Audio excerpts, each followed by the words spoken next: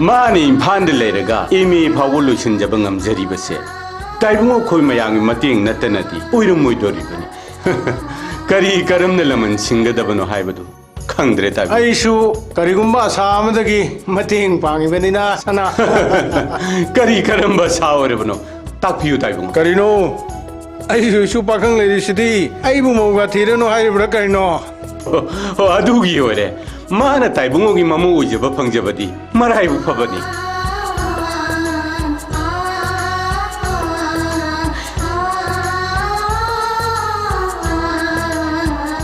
इसा यौरेदना चंगो कदा नंग एमए परीक्षा लोरे होस्टेल निगे हलाने नंग पाबुंग ना हाइबदगी ओके नंगाइरमिबनिने परीक्षा दि नुंगाइखिदना नुंगाइखिये पाबुंग फरे ngasidagi디 소로도니 잘라버니나 होइने नपासे वजरबनी हेमा पाबुंग अकोइ खाबदि हाय लेरमगनी ने इमुंदा खाबो हाय नसी लाइन है लाओ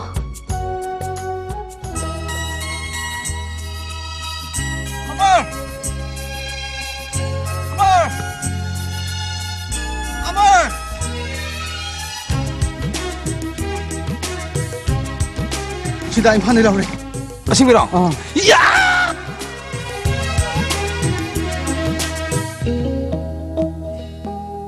नंगी अदुगुंबा मीनो दुदनी आइना तुमदन मंगलिबा नंगी अदुगुंबा मीये दुदनी आइना पोथाफम खंगदले लिबा नंगी अदुगुंबा मीनो दुदनी आइना तुमदन मंगलिबा नंगी अदुगुंबा मीये दुदनी आइना पोथाफम खंगदले लिबा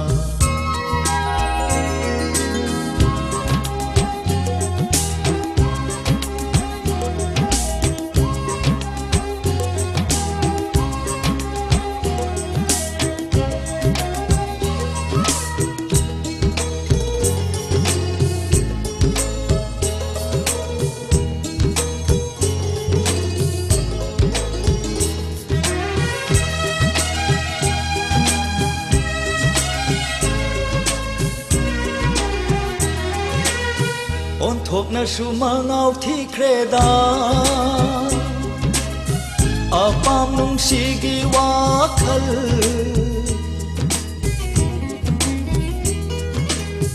ओन थोकना सुमांगाव थी क्रेदा अपाम नुंसीगी वाखल फंगलरोय Dara खल्लुबदा नंगु पाखंग पुकनिंग लैतादरे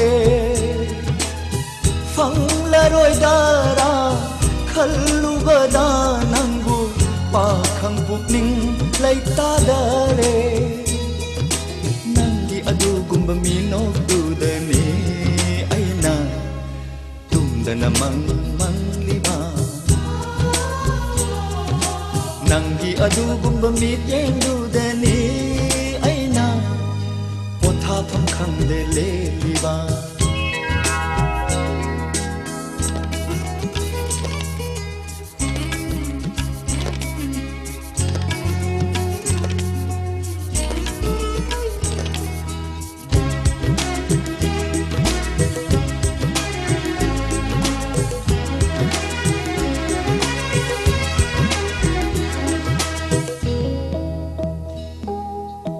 wangang da binangi na tauna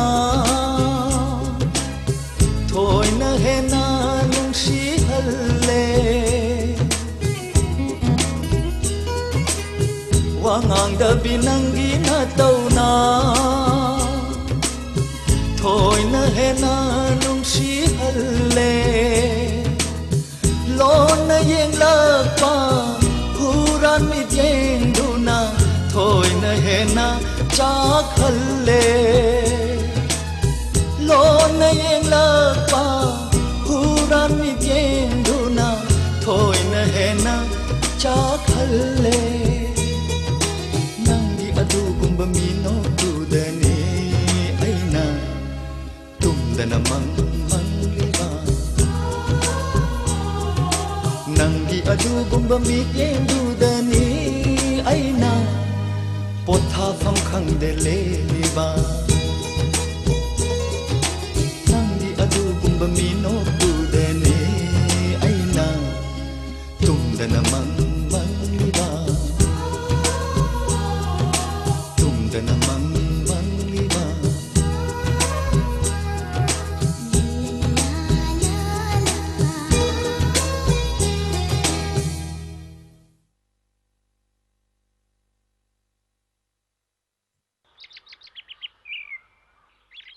Tang Song sini. Iya, iya. Kok?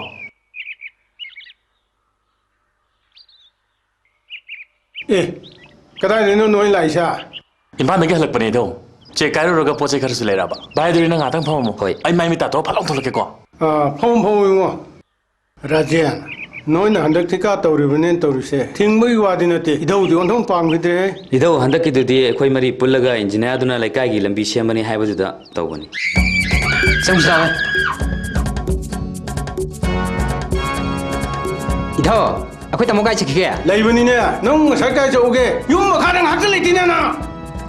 As imana me yum phokchelu ya dadi. Changlo.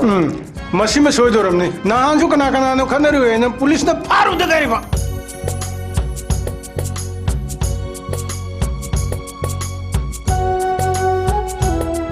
Dadao, aigi lai chi lai biyo. Lai bini. Sugi lai di lai bini. Rani, tadai tu bipiro. Ah. Nang amuk sa tora ba daya. Aw, itu. Chala dong ne. Nang na hore halak bata na isugi lai di am da lai biro. Lere ke itu. Rani gila di lere ke. Aduga nga koko ida wam hai ke. Maka thangi nang pabung sa jawai macha na pi Sunita do. MA parikha loi gre da na. Mapa su ai su sonto na tinarak panina. Sunita do isu oi ge hai do khre. Imung sina ga thaba ingang nombi na ba lai ta manina. Ai di thu na bul hong ni nge nei thau dia. Ngai kho ne. Nang na hoi ni mai ni hai tri du. Yai hai ri bra. Ya de hai ri bro. Yare ba. Sumang. Adudi do. Panji yang thoga nume phawam lep thosi. Ho adu ore di phare dana. Ai khangi. Nomadi. Soidna masigi wase. Tagani haiba. Maramdi. Ai lare hajara basu. Lare banina. Suno maga hingba natna di upai leroi. Kanana ikhubu mi oina thanabi kedagene. Kaino nang haidubo. Nang thabak sugani no maga hingani laire. Adu wana tiye. Aidi chumna dayal hoigi madawna masu oijarage haram haina tambatani. Maduda aina hoi haikre haikibasu leite. Nano hi haikidrabasu. Nui pabungna kanu hitopa ngamgani. Dayaloigi ithogi wapamduda. Nui pabungna hitopa ngamdu mande haibwani. Nang aigi nusimarida ayat pamadi oredana. Ayat palairaga nang aigi nungsinabagi jang hengatkani. Nungsinabagi aroibadi thungnabadu natra. Nangai nangairibasu thungnabaduni. Nuksibigi panthumdi kainabani haibado. Aimada thokadrana pakhatwani. Pakhat chawba ibungo. Nangbu aibu nusibrane. Nungsi nangdi. Migi yokhini khanbada aina nusi phungdoraga hayeng aigi thamoise itanta sakse do saru nusi ta haibna phaida.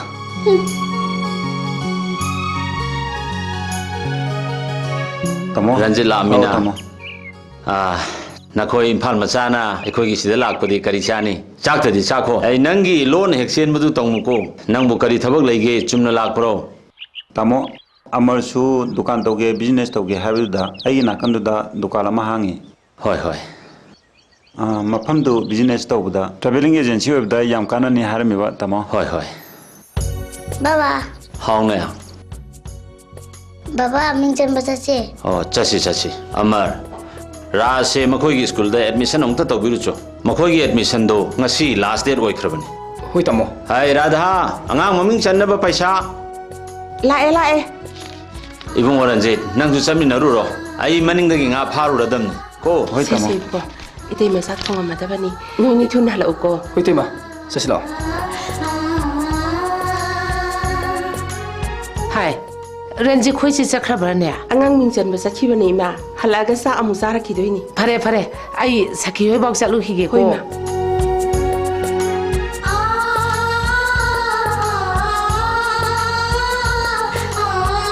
ꯄꯥꯕꯨꯡꯅ ꯉꯁꯤ ꯑꯩꯉꯣꯟꯗ ꯍꯥꯏ Kari hai ba?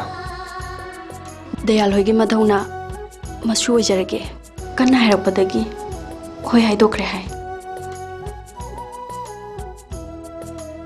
Nang di kari khumya.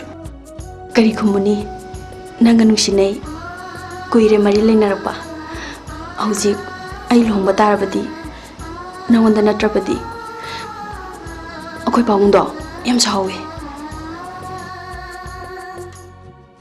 ꯌꯨꯝ ꯍꯟꯖꯟꯕ ꯅꯨꯡꯉꯥꯏꯗꯧ ꯃꯥꯟꯗꯦ Adudi nang husi chalase.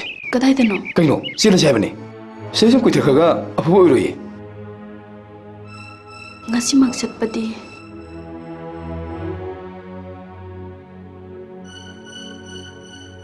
Mina lohongnaba simda loiraga chenbadi pabungdasu mingondasu ikaiba pibu intokani. Kandi sunta. Hosing masalase. ꯐꯔꯦ ꯆꯠꯂꯁꯤ ꯀꯗꯥꯏ ꯆꯠꯀꯅꯤ Sum sakhibada ibol thendabrengse. Ma leramdragana nawbi hoi sase. Lao.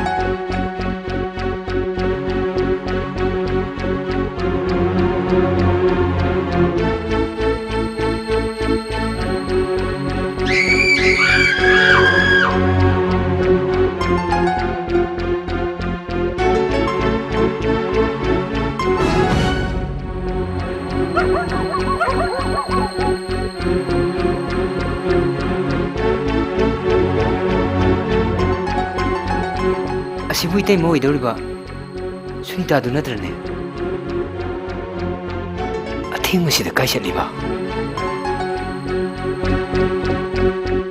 hai moi se mom ni ne he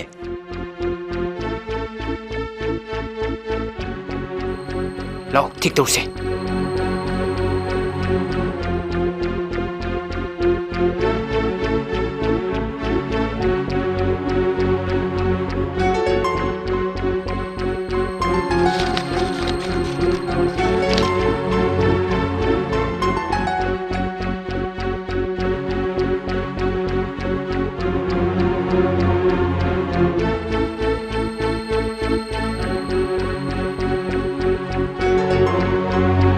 khoi tem si kai puina Kanano itimede. ngasidi item mam sak tak tare tana 이마! 엄마!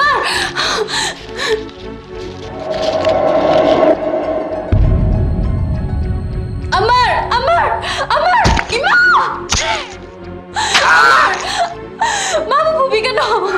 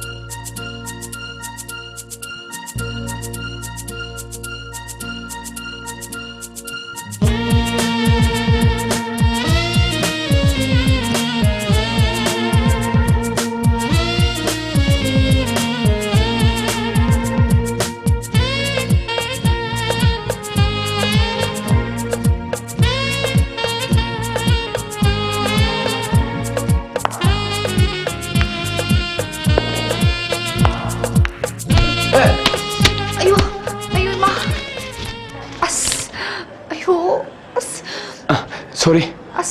Sokpra.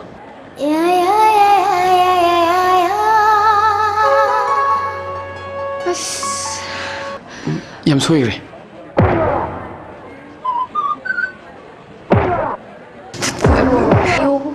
Soyim ba. Yam sokti ko.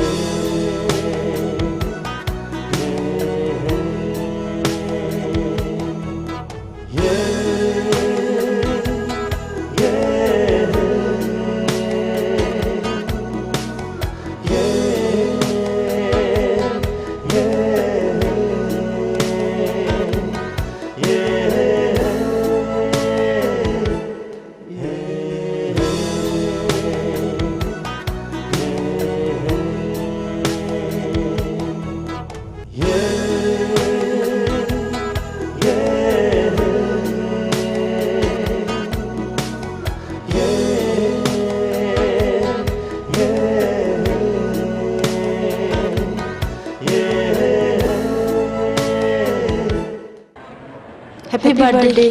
Thank you. Hi. Hi. Happy birthday. Thank you. Happy birthday. Thank you.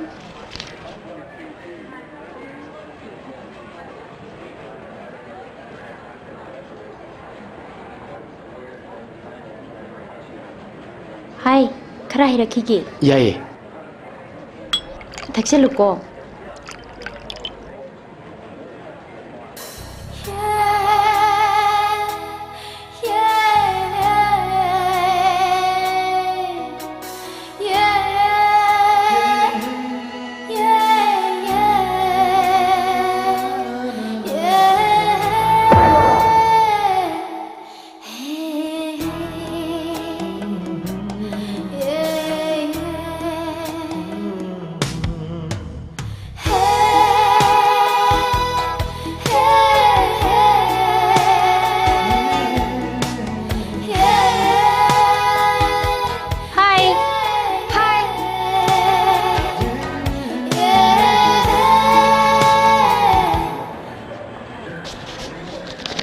Happy birthday to you.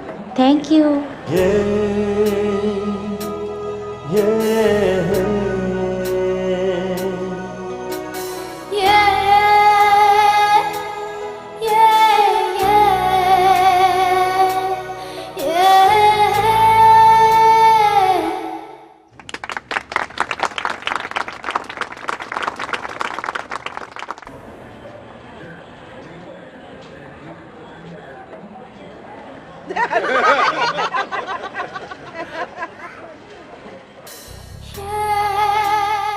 Amtang ai bikhoba.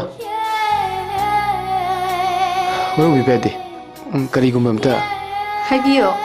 Ai ming ras koi. Som gidi. Rani kawai. Laifam di. Thangwai badai ne. College loi biraba. Loidri. Bangalore da tame. Ai dil tame. Ado som tam pham do ngai da male. Aduna nang tam pham da ai jo hong ja khang di. Delhi de na faida.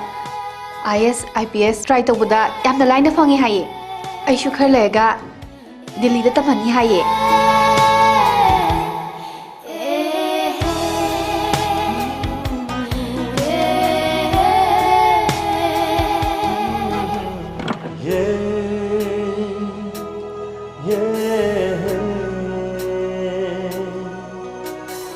Phare dudi amu unase.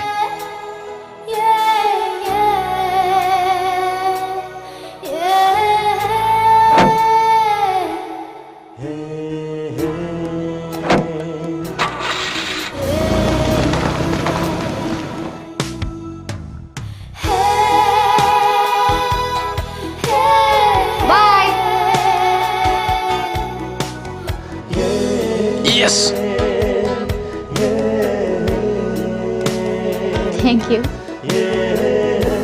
Yori. Thanks. Thank you. Chalage.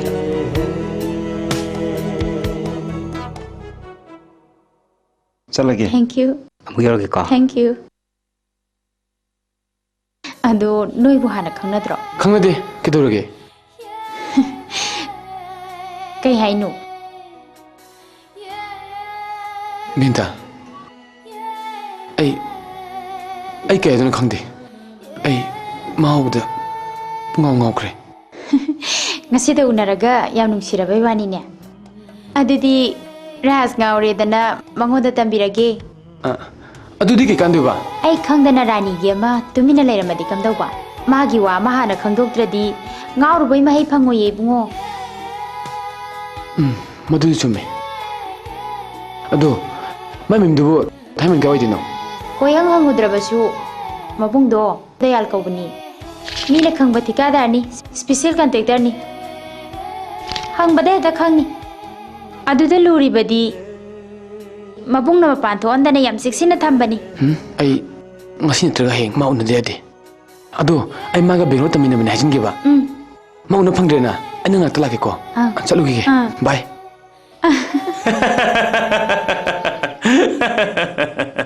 Marupna pangta hai takpire.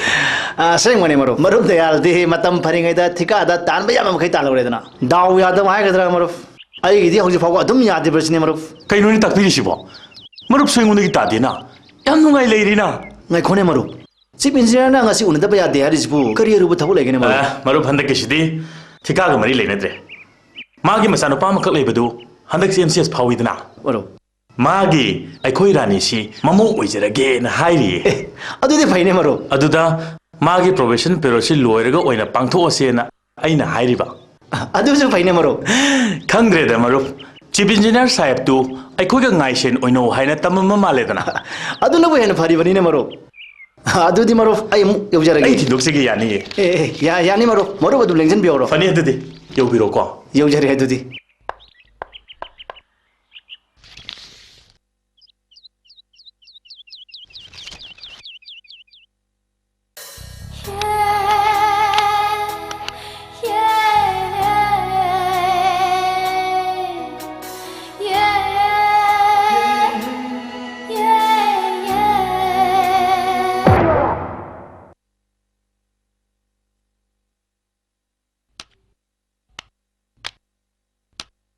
Naiko, kai chalui. Bintagi badi yaruba. Badi bo sukui bro. Inamba da harambane. Nangsi handak marak nange ki mama andre ko. Maksina bi yaro haisini. Chango. Chango. Kai no siba, mai mina ai thak thadra. Dat Tut 그래도 싶어. 나 그게 말 맞디네. 다스로 아이보 나항이가 이만 만나들어봐. 호이네. 이만 안 되네 비마. 다스롭디 그만이나 강기봐. 나 거기 제이도. 아 고수 갈락 본데나 가보. 아 고수 를 강해. 가봐. 아두디 다스로 아이세 레샤비 파라 말리고. 하. 하이디에. 아가 오비시디. 이마 아유.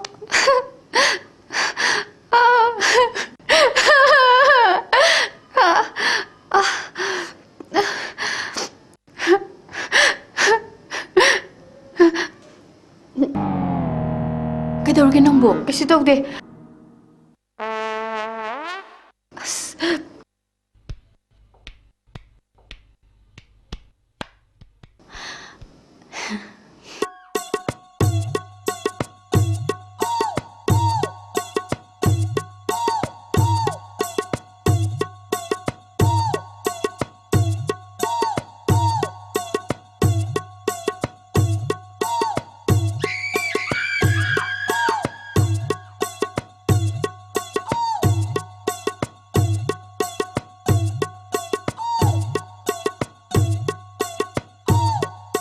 Kana hangbuno ibungo. Oh, Ras, Rani boleh bro, untuk najaki. Madi mama ne binga chakchana bazakhine.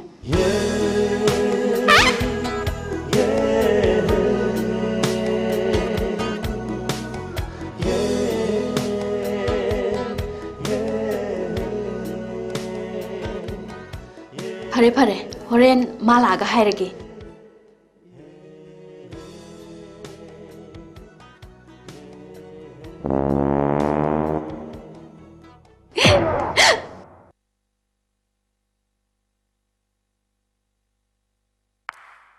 Masih yang si yung ni.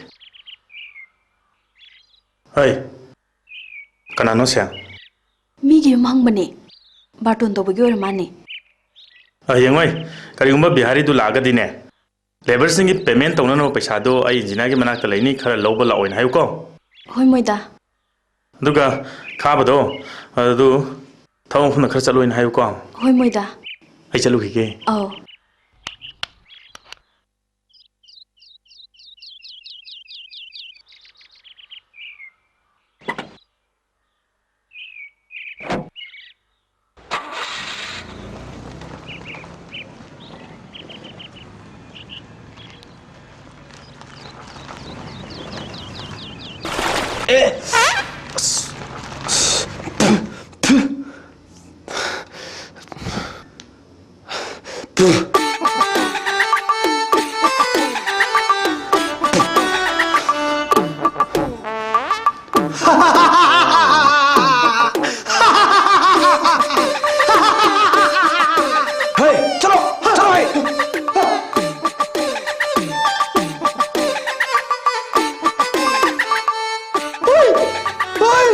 Binta, nang nam tu cumi. Ay, makai mimna celu ya ba. Adu dah nupi mimna lay ni lay tiada hari. Adu nupi duka no. Mana mani, tamu daya algi nupi ni. Yam ceksin kerja ni. Adu main celaga. Una bayar apa nanti bunga. Adu di, nang nahai citi, kemana nak pang tiba? Yam una ni ngabai bunga. Yam nusi ngabai wani ni. Nungsi, yam nungsi. Adu nungsi kem kandi. Iting pembagi khanda mali ni. Mana nambu nungsi ramdraba. Ya biraktra di kam tahu ba. Mana ibu nungsi ramguni? Ibu nani ramguni. Tamu i mari di. Yang mudi dah khang bani. Mi tamu yang kang bai wani ni. Oi bungo, ai sinbira agi cold drink to payo.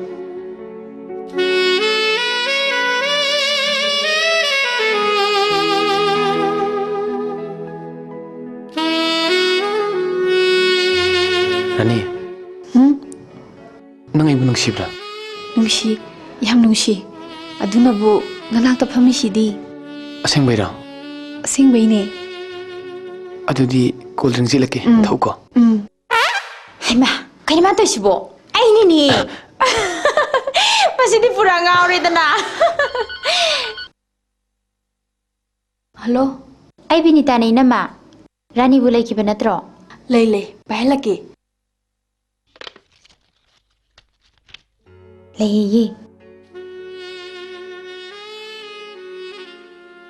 Hi hello आईने ऐसु नंगोंदा phone तौरकेना खलमीने Aruba वा अमा लेजानिगो आयुनबा संदिए phone थमगे को नाइखोमी मीना वा अमा हाइके तौरगा phone तौरैदि आइना निबेमा कई हाइगे हाइनो नुसिबैना साब्रो चाए हिंजाबिसिदी अꯩꯉꯣꯟꯗ ꯍꯥꯏꯕꯅꯗꯤ ꯃꯩꯆꯥꯛꯇꯣ ꯀꯣꯍꯟꯕ ꯉꯝꯃꯣꯏ ꯏꯕꯦꯝꯃ ꯉꯥꯏꯈꯣꯅꯦ ꯃꯤ ꯑꯃ ꯐꯣꯟ ꯄꯥꯏꯍꯜꯂꯛꯀꯦ ꯈꯪꯕ꯭ꯔꯥ ꯌꯦꯡꯉꯨꯀꯣ ꯁꯤ ꯄꯥꯏꯌꯣ ꯁꯤ ꯃꯤ हेलो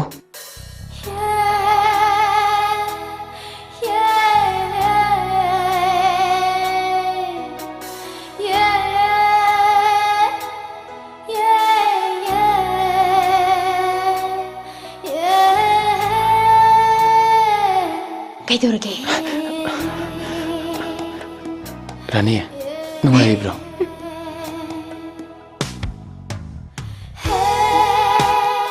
नुंगाइरिए बिंताई बर्थडे निमित्तुदगी अैगिदी नौ पुंसी म ओनख्रे ना कुनरबदगी अै नंगी वखलदा पुंगाव ngawre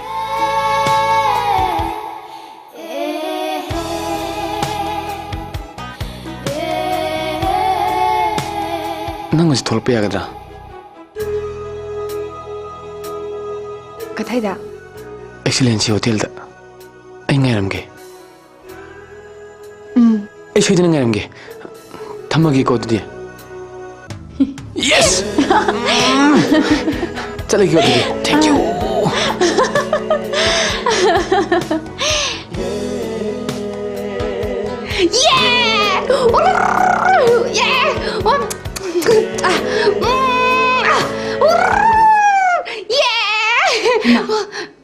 कहीं तौरसिना कंथोकने कंथोकपा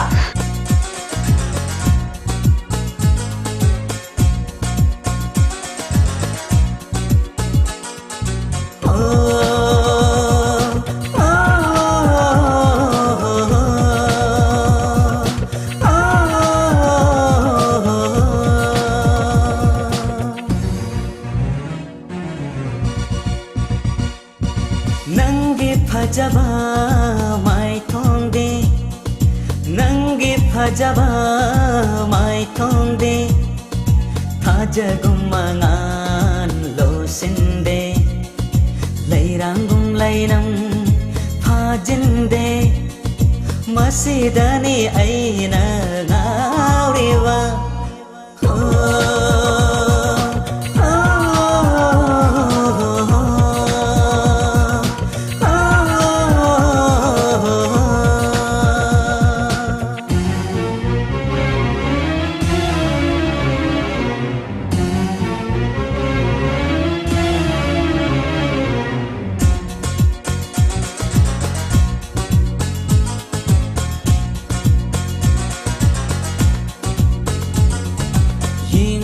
मखैना ngонda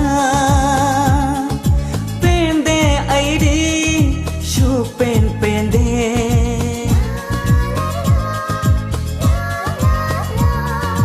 yengli mखैना ngонda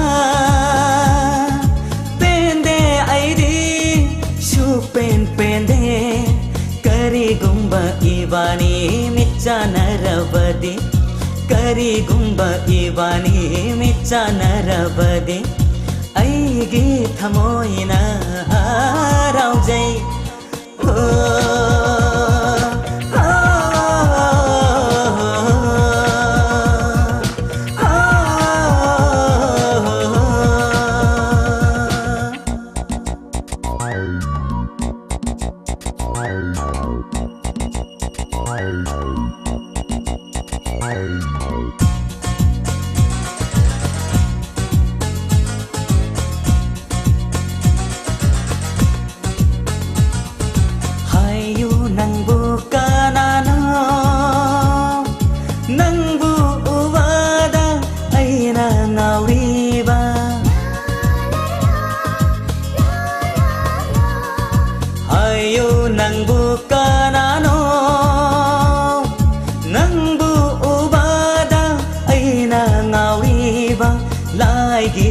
사연부 뽑아라네 라이게 사연부 뽑아라네 파자이다 꺼낭세 닝티자이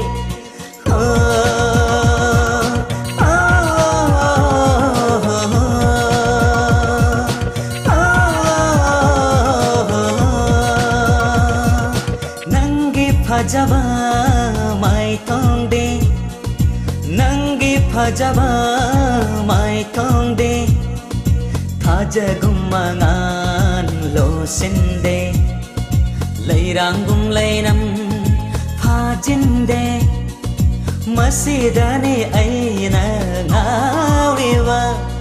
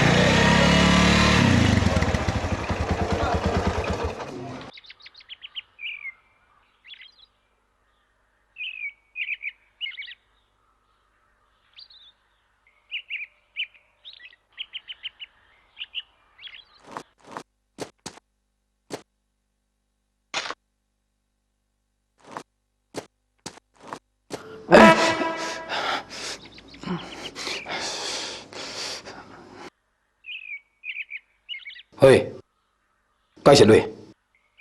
Imana Rajin, mayumdini. Ngasai dagi yumdagi thokraga.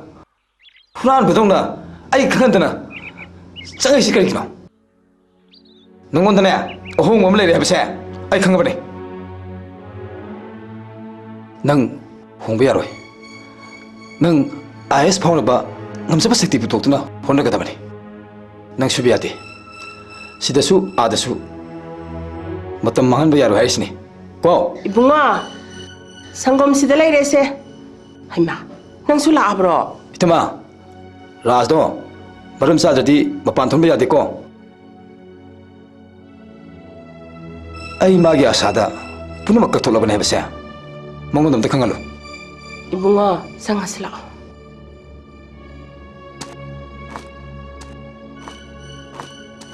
ngahak chatluradi ko halakpa yadro gari sima tonga manipur sinba thungna chatlaga gari kanai nahi du mapung bhana tamabadi mina pamna ba phamma ma oirabadi akhoi punamaki mai oiredana chang chang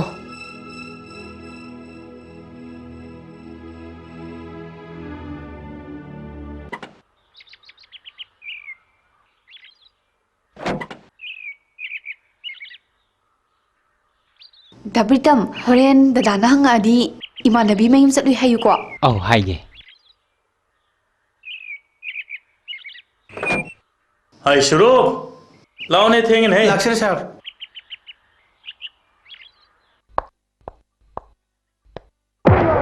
Nang husu bokai chalui ba. Imanabi oida. Namanabi. Nang handam laksam chakhalai ko na. Ai dinoi laktre na ai gari de chatken tormi. Chango chalo. Imanabi oida ka.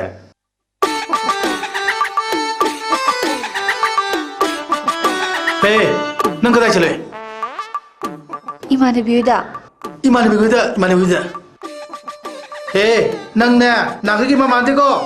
Chango chalo.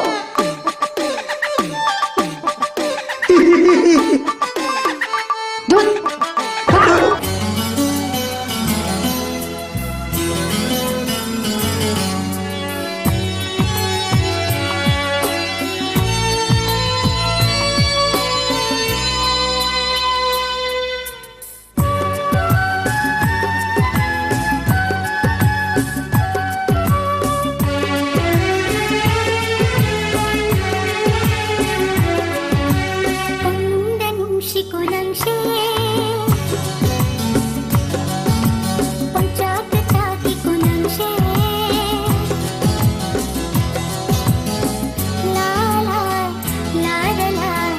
la la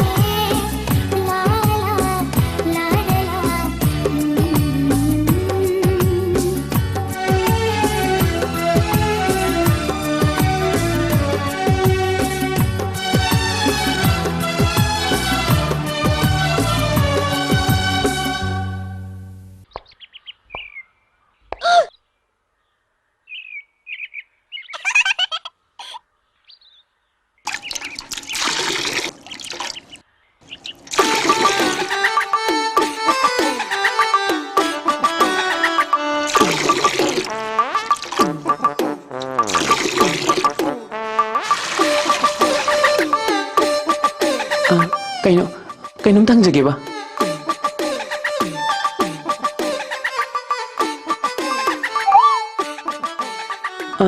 Kainom tayo tawagni.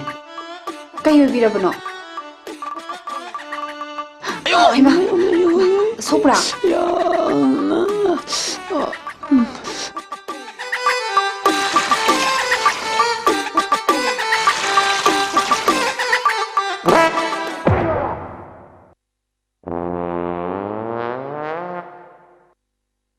Ay Rasne. Ha, masidi, lause.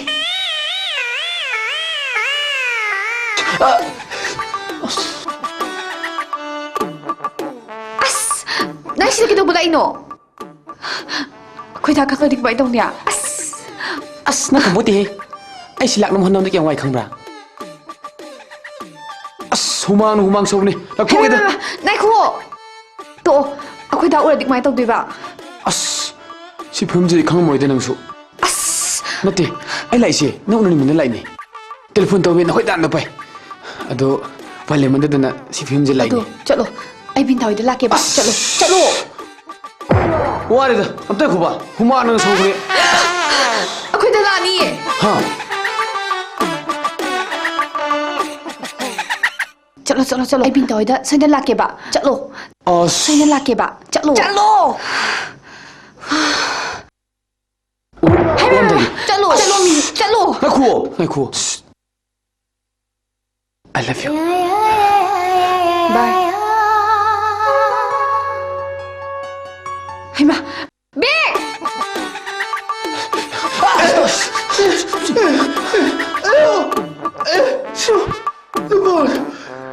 Lupa, bicho.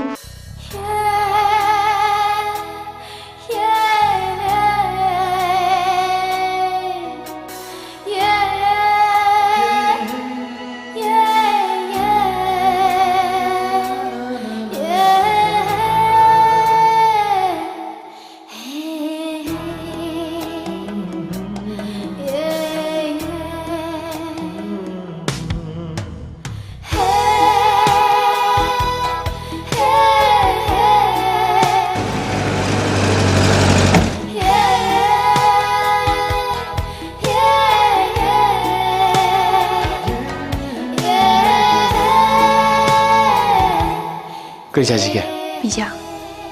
2 pizza please.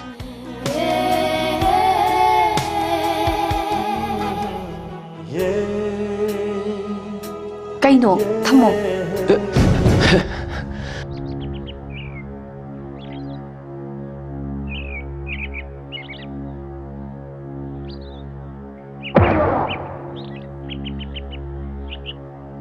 Kaidaurage.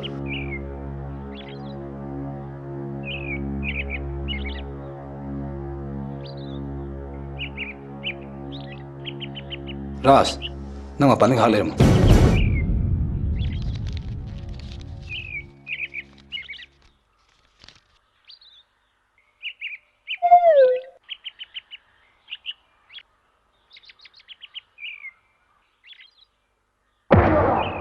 Nang ginaming di kay gawe.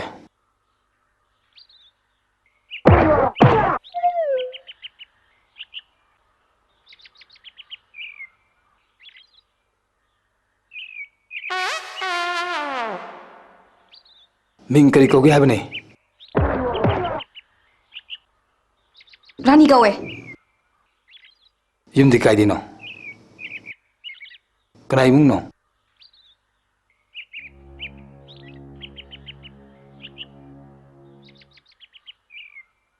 आई राज के कका ने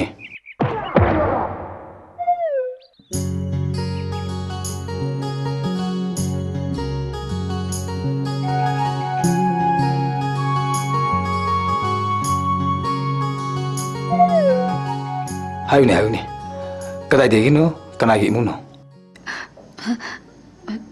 थाबई बदईने दयाल की मचल ने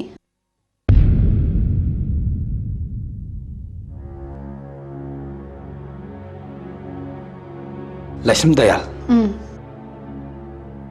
नुगी मरी मता कक्सिंग दग Lebra लई अखोइजु सिदा हंगलगा लेबने चही 15 रोम फारे आई खंगे बेमा नंग केमता हंगरुनो अखोइ राज का इबेमा गसे सुमना सुम खनबना नत्रगा नुसिनब्रा नुसिनबने राज नंगबु करिमते खलमदति कमदोबा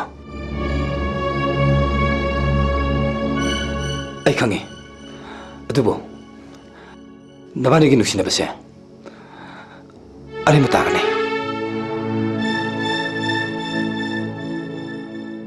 ककाना हाइसिबो मरम खंगिंगबदि नखोइगी ननबदा हंगो नंग ngasiदagi राशि वखल थादोपन फगने थादोप ngमद्रगदि आइदा नतना नंगी नबुंग दयालना नबानी मरिसा सुके यारवे लाओ लाओ थोलो युम चलु लाओ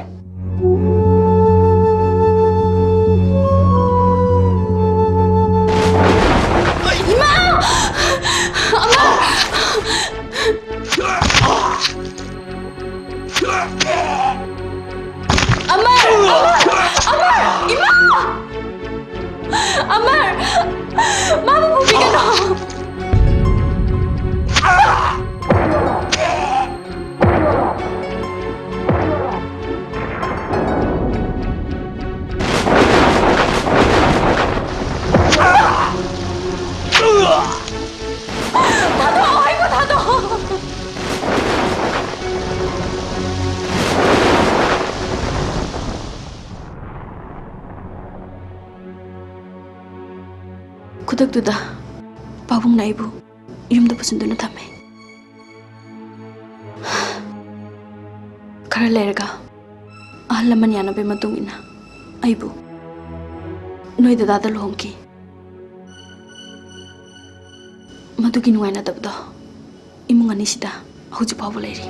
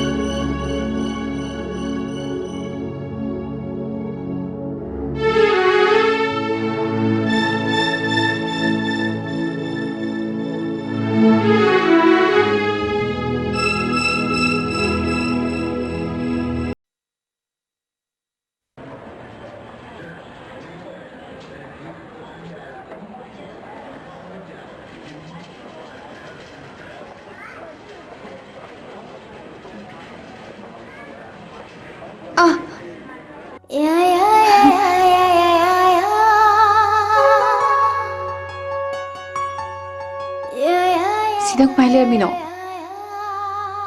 नंग चखि उबुदा नेरकने नाखुने नखोइ दानै बानी मरिसे खंगबा अदुगी वाम ता हरत्री अदु pai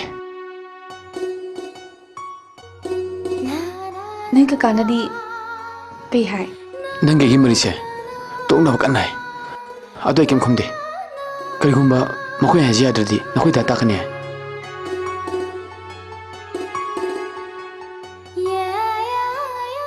खंगदेरानी अथिंग बले बिसना केना खुंदे नंग हेते उननिंगे नंदी करि खलिरानी अही वकली खरब मतमदा पुंछि चुप नंग लेबिना फंगदगे सी खक्तने मतमदा आई गाइरी रानी रानी आई चलगे Rani! Lai nama!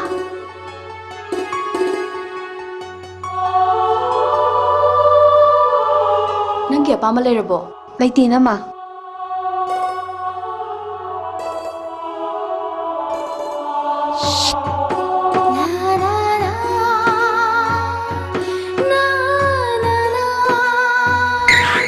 Si Sabri mo siya.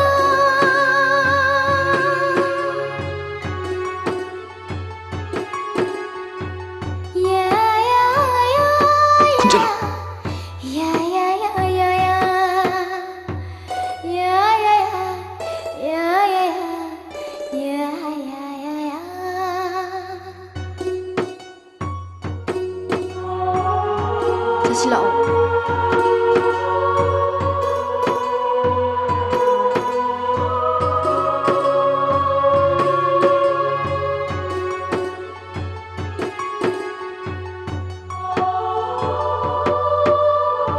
Lao kay tawagi. Lae. Aikoy khwaidagi ginaba imungdugi nupidu natradi nang lectrabro. Ma kanano kanagi masano haise nang khangam natro. Aino husik nangodi khangning se ate nate. Nang amuk magu unagdo unagidra. Hayo. Kumun nasindo. Hanadi khangdadana tawrubani. Hawjikti khangabanina amuk hana unararoi. Natrani bunga. Iman hari wahido magi masindigi ta pame. Hoy, kumuridra. Kumuroi. Pai pai. Mabung dia tu phone toke. Masu mabung warak sani.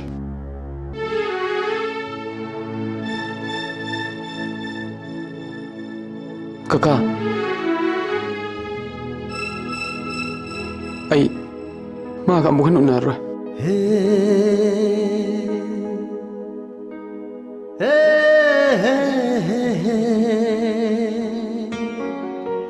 La la la la la.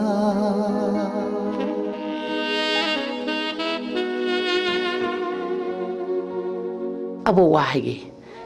Nangi kakagi aning mamalay na tawribani. Magi aning base kahingano ko ibungo.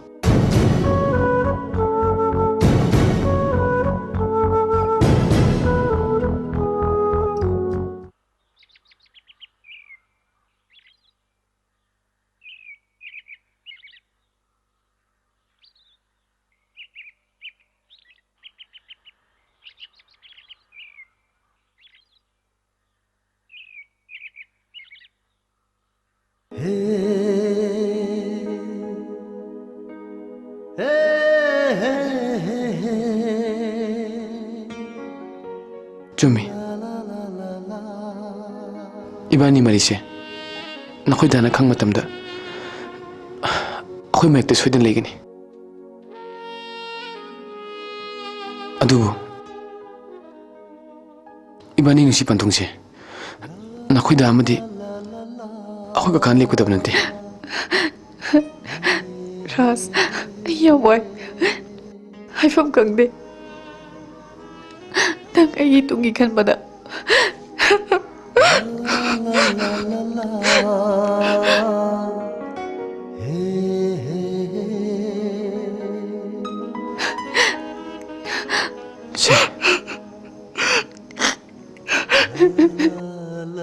Kimta kaliro na siya.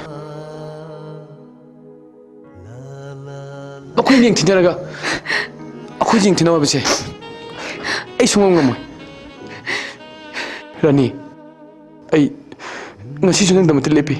Chief Engineer gi machana padugi ai khoi rani si piu ina hairi si kuire dana. Hera machana pa MCS phangbado. Hoi. Probation payroll loidana thabak join tawre ye. Oh. Hawjing namu kari hairi ge da. Waro put pure se kan takshal imni. Namu kai khali ge. Kai budi kai de. Aduda ai khoi rani gi wam tang tabana pharoidro. Hoi ne adasu sumini. Aduda hawjiki matamda afaba matik chaba nupada thajaba haibasi natro aikoina pamisibo nate mabu afaba nupa khanba heradrane. Nupa tu budi phare. Aduda ai khoi rani na yarakadra yaroidra. Manabu yaradi yam phare moida. Sunita, hanaki matang si ai no haiba ngamoi dorin hai. Nangsu khanduna yengone. Chief engineer तो अतई कनासु नते अइगा याम intimate ओबे friend निदना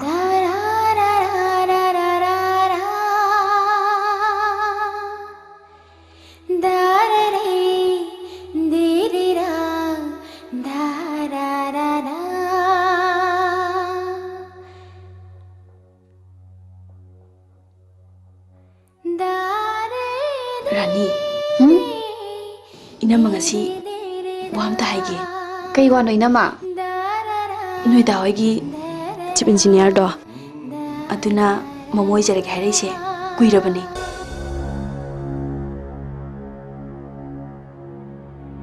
nui da na di wafam se nupa du gi mapana harau harau harakpaduda ya thokre aina di nangi wam tang ta ki sena hairiba nangi moto hairo Pabagidi nupado MCS ni tabak su join tawri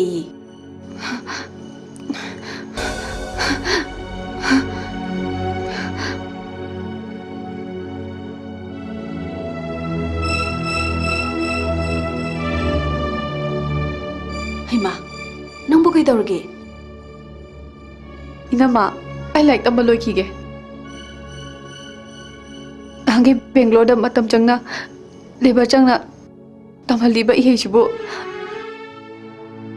Apaba nupa bana piyo harak hekta pito kidra Ay buna hangi Bangalore da like the mathai se Apaba nupa phangba ngai na bra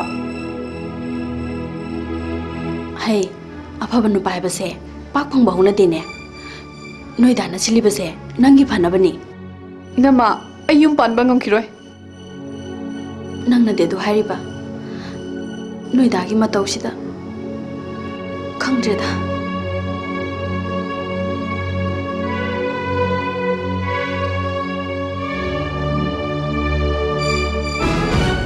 Hey mana pambada aina hoyene ta yagadab natine aina fai khandu thajaru misha duda masu yagadaba amona themagi darka leite ai di mai sopa yade haina khibo anga kare aina silibase magi fanana magi dabne khangabra masigi daita kudimak nangna pugadamne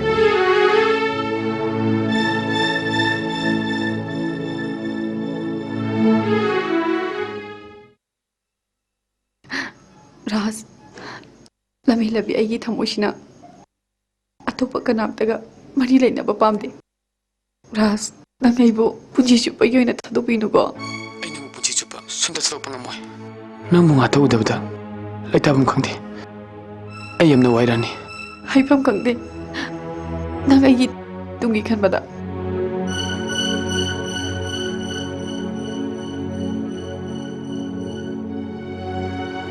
Ainu punji chupa sunda chalo pangamoy Rani I love you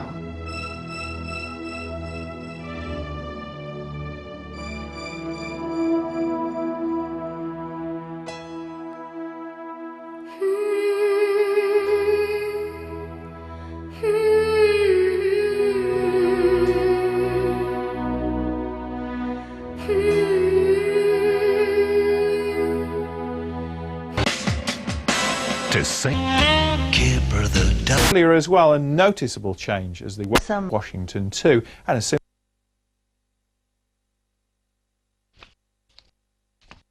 Ibungo, nang nasangam drabo. Kasi daw diabo. Nang isingje sida thambirage ko.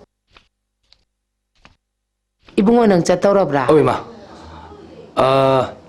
Nang kadang idili sa kya ba? Nangi suti buloirabra niya. Loidriya bok. Suti loidring isda. Ay na kadang isa kadang hang isa. Nang pap ta kadaba.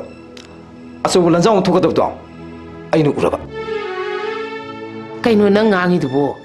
Onto ba hujikbu. Ima di kaukre. Ay di kaukre. Mas ay lambise. Apa bolo ima? Hoine. Ngan na chatlabasu chatnanaba honaraga loire. Hujikbu hostel dubu thong hangnaраmadro. Ang tang di mun na khana khisidana. Khano. Adu gana. Ari pa madi ay mo da thuna khangal kadaba.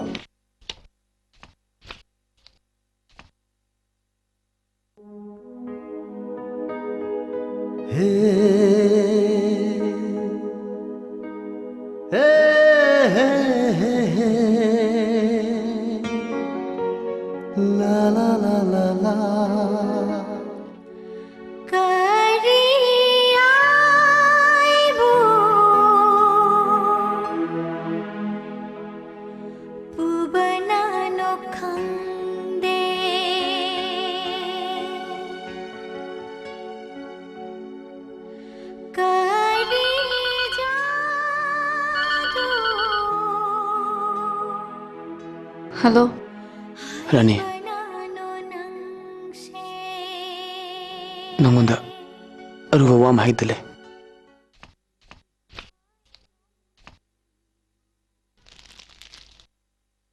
आई नंग उददी लेंगमदे आइशु नंग worry याम सननिंगे रास phone दा हाइबा नुंगाइते हुजिक नंग उननिंगे आई लाके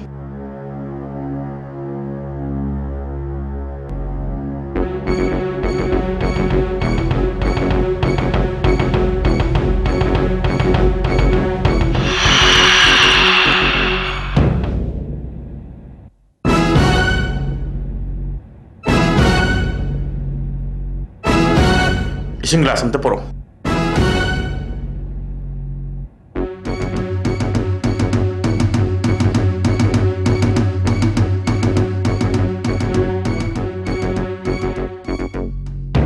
इसिंग लेजरे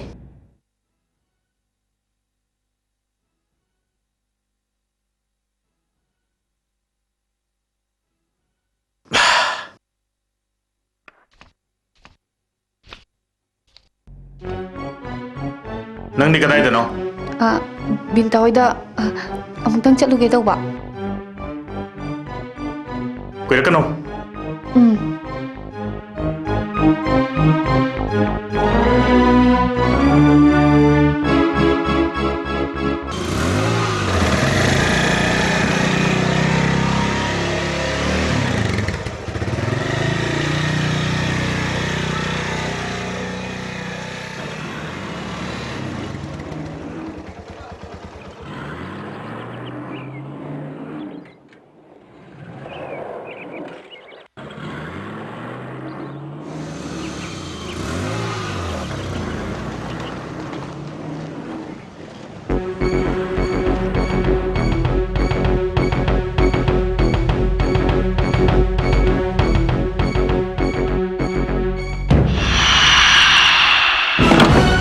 बिको कईगिनो तु फिनबिदुबो अमता बिको से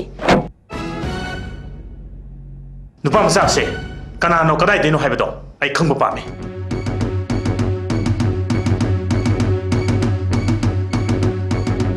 अदुइसु युमदि ऑर्गेनिक थिन हंबा याबसिबो अदु शरुपदि बिनीता होइदा चलगा बिनीता दा हंगुरसि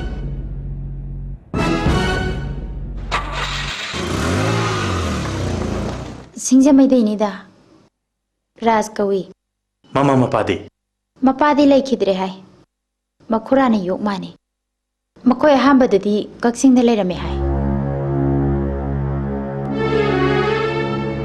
बिजनेस तौबदगी इम्फालदा होंगलकपने हाय मखुरादुदी कई ममिंग कवे मखुरादो अमर हायबो और माने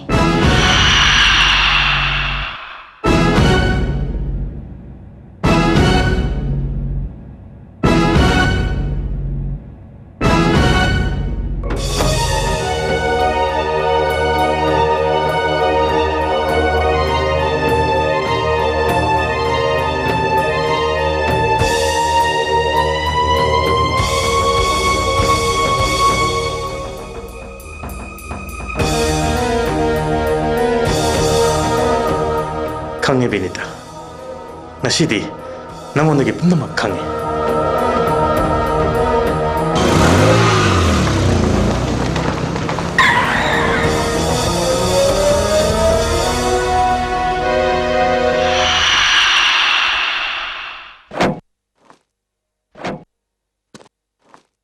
कना कना हंगबिगदबो ओइबिरबनो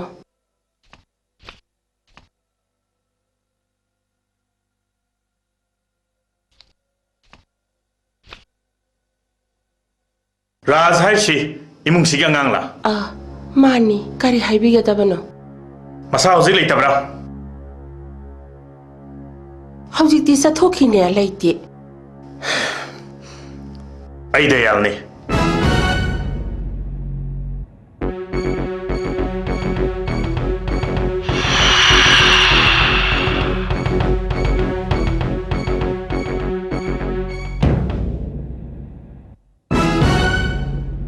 माने की फोन तौरतुना इचन नुपी कौथोक्तुना नुमित लेफ्रब इचन नुपी की लुहोंगबो कायननब सिले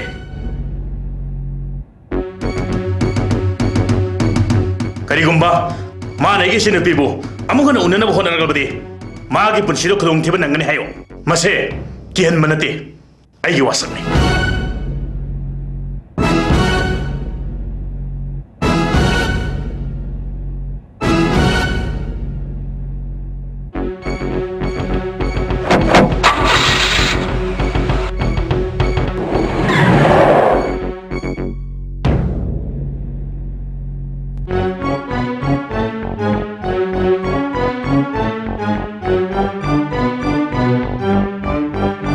ꯗꯌꯥꯜꯒꯤ ꯃꯁꯟ ꯑꯗꯨꯛ ꯃꯊꯣꯡ ꯆꯥꯗꯕ ꯏꯃꯨꯡꯗꯨꯒꯤ ꯅꯨꯄꯤ ꯃꯆꯥꯒ ꯑꯩꯈꯣꯏ ꯔꯥꯖꯀ ꯍꯧꯖꯤꯛ ꯍꯥꯏꯔꯝꯃꯤꯕ ꯋꯥꯁꯤꯡꯗꯣ ꯑꯩꯈꯣꯏ ꯑꯃꯗ ꯇꯝꯃꯨꯅꯨ ꯂꯥꯛꯑꯝꯃꯤ ꯍꯥꯏꯕ ꯍꯥꯏꯔꯒꯨꯝꯁꯤ इस मसी सिनगदा भगवानी कमदौनी सिदी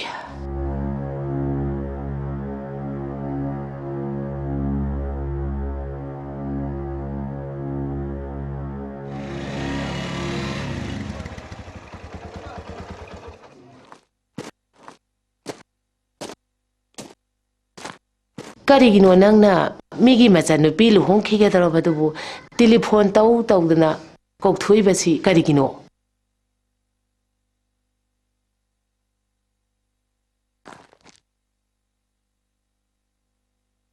येंगोय हौजिक्तने मबुंगदो लाअंबनी याम ngangamबनी नंगबु वारओ आइखोइना वारक्त्रगना मखोइना वारक्के सिनिदना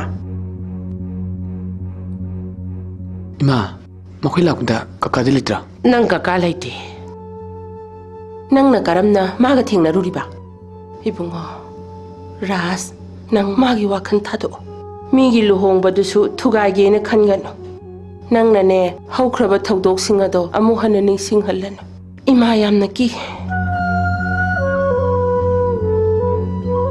इमा आई मागा अमुखन उनरोइन खले अदुबु अरोइबोइना मागा अमता उननिंगे आई ककागी मयुक्ता आई मानि यादब थवम तौर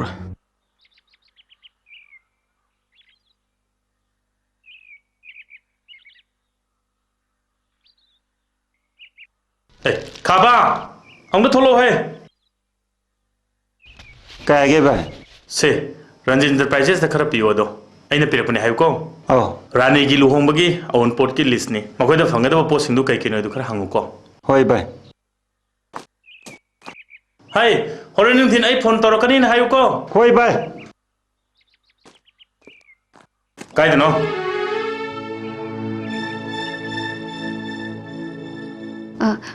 दा रोसो हें बेंगलोर चखनी ये अदुदा मोइदा चाकौबा चलुगे तौबा चखिनो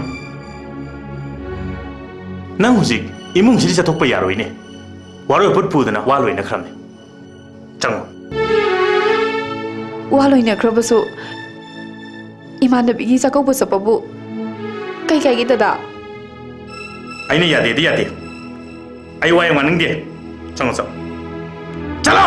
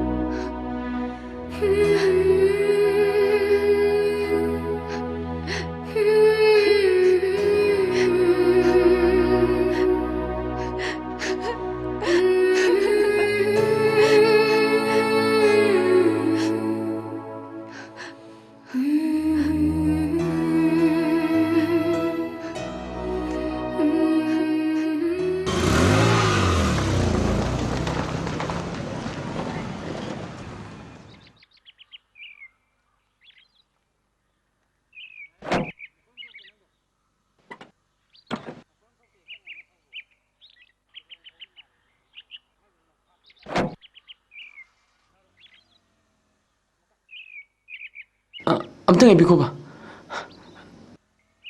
आई रासने रानी की इनम नत्रा आई की रानी के लेने मरी इतेमा से खांगवनी इतेमा आई नजिम ताबिको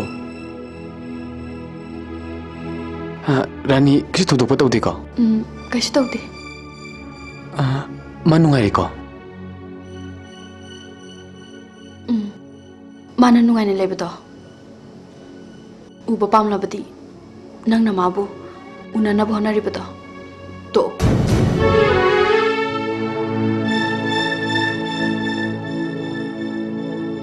ꯅꯪꯅ ꯃꯥꯕꯨ ꯊꯥꯗꯣꯛꯀꯦ ꯈꯟꯗ꯭ꯔꯕꯗꯤ ꯃꯥ ꯍꯦꯟꯅ ꯋꯥꯅꯤ ꯅꯪꯅ ꯍꯣꯠꯅꯕꯒꯤ ꯃꯍꯩ ꯐꯪꯒꯗꯕ ꯃꯥꯟꯗꯦ ꯃꯥ ꯋꯥꯔꯣꯏꯄꯣꯠ ꯄꯨꯈ꯭ꯔꯕꯅꯤ ꯂꯨꯍꯣꯡꯕꯁꯨ ꯀꯨꯏꯗ꯭ꯔꯕꯅꯤ ꯃꯔꯛꯁꯤꯗ ꯃꯥꯒꯤ ꯄꯨꯟꯁꯤ ꯃꯥꯡꯅꯕ ꯑꯃꯨꯛ ꯁꯤꯜꯂꯅꯨ ꯀꯔꯝꯕ ꯄꯨꯟꯁꯤ ꯃꯥꯡꯅꯕ ꯁꯤꯜꯂꯒꯦ ꯄꯨꯟꯁꯤ ꯃꯥꯡꯅꯕ ꯁꯤꯟꯕ ꯍꯥꯏꯕꯁꯦ ꯑꯩꯈꯣꯏ ꯏꯃꯨꯡꯅꯁꯨ ꯏꯇꯣꯝꯕ ꯏꯃꯨꯡꯅꯁꯨ ꯅꯣꯡꯃ ꯁꯣꯏ ꯈꯪꯒꯅꯤ ꯃꯁꯤꯗꯤ ꯅꯨꯡꯁꯤ ꯄꯟꯊꯨꯡ ꯇꯥꯟꯕꯅꯤ ꯏꯇꯩꯃ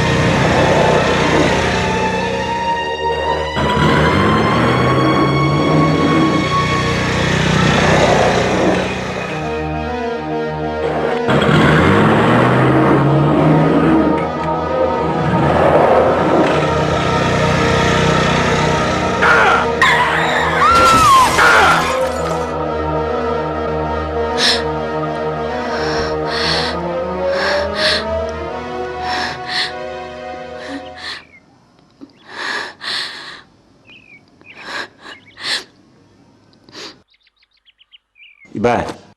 Hey, nang labra. Hoi Ibai. Kay pau lei, thau sa lubro.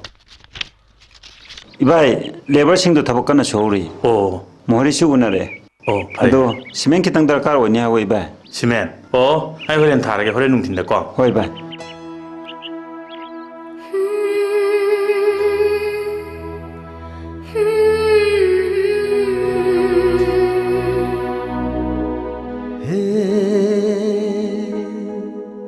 Raz, ai gu na phawa moi ta mona sang duna dum lei phone tawrasu lei tinga ha lei ka tawro hekta hai no ni ni yeng ki si Raz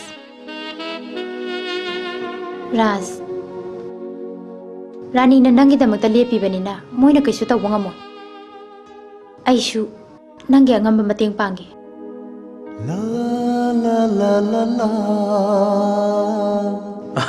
Hoi hoi Hore office ta ngata leng biro ai leijari fani thamjare Ibai press ti baton si adran pire oh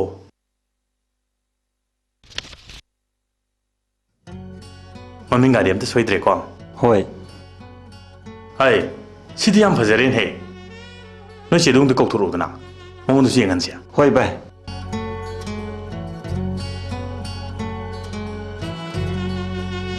Kay hagi moida be magi baton si ai di yar brain khali adu nang su yengo design si ma bu su pam brain khare yengalu dana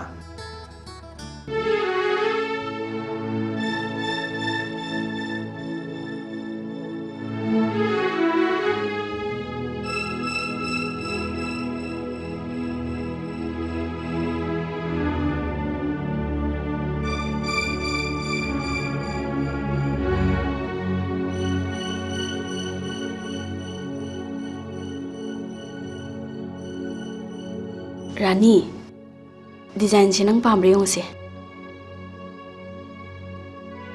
ꯑꯩꯗꯤ ꯗꯤꯖꯥꯏꯟꯁꯦ ꯌꯥꯔꯕꯣꯏ ꯅꯤꯡꯉꯤ ꯅꯣꯏꯗꯥꯅꯁꯨ ꯄꯥꯝꯃꯦ ꯅꯪꯕꯨ ꯀꯔꯤ ꯈꯜꯂꯤꯒꯦ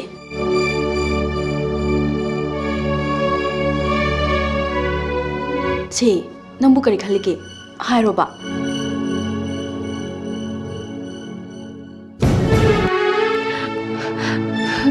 ꯗꯗꯥꯅ ꯑꯩꯒꯤ ꯋꯥꯝꯗ ꯇꯥꯕꯤꯗꯅ ꯕꯥꯇꯣꯟꯗ ꯅꯝꯕꯤꯔꯤꯁꯤꯕꯨ ꯀꯔꯤꯒꯤꯅꯣ ꯍꯩꯃꯥ ꯂꯨꯍꯣꯡꯕꯗꯤ ꯈꯤꯇꯪ ꯉꯥꯏꯔꯦ ꯍꯧꯖꯤꯛ ꯐꯥꯎꯕ ꯕꯥꯇꯣꯟ ꯅꯝꯗꯕ ꯌꯥꯔꯤꯕꯣ ꯑꯩ ꯂꯨꯍꯣꯡꯕ ꯉꯝꯃꯣꯏ ꯁꯣ ꯉꯝꯃꯣꯏ ꯍꯥꯏꯁꯤꯅꯦ ꯀꯌꯥꯔꯛ ꯍꯟꯅ ꯍꯥꯏꯈꯣ ꯑꯩꯅꯣ ꯅꯪꯅ ꯍꯥꯏꯔꯤꯁꯤ ꯑꯩꯅ ꯁꯤꯜꯂꯤꯁꯤ ꯌꯥꯅꯤꯡꯗꯦ ꯁꯤꯅꯤꯅꯦ